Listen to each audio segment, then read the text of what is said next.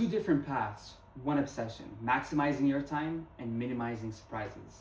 So what united me with my co-founder was he was actually more software and AI focused, while I was more aviation centric. And where we first met was at Carleton University. We were, colleagues in school, and then from that we became roommates, and from that we became founders. And throughout that journey, it really allowed us to learn more about each other and how to complement each other through our differences.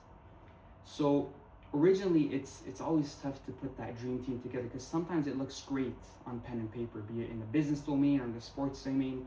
But when we learned of our personalities in more depth, and we learned of our weaknesses and how to, cooperate and how to mesh that differences, and went through the pain process and the growing pain of doing that, that's when we figured that we have the solid foundation to build anything and go from 0 to 1.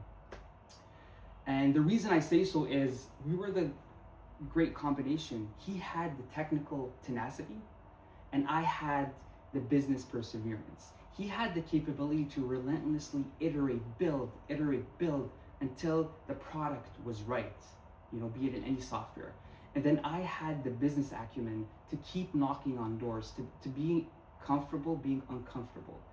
And that's where we merged the idea of VIGELON.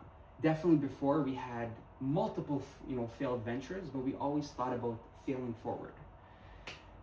With that, we realized that, with business, we had no shortage of business names. We kept on pushing forward. It was more of that, the Canadian mentality of just pitter patter and just get at her.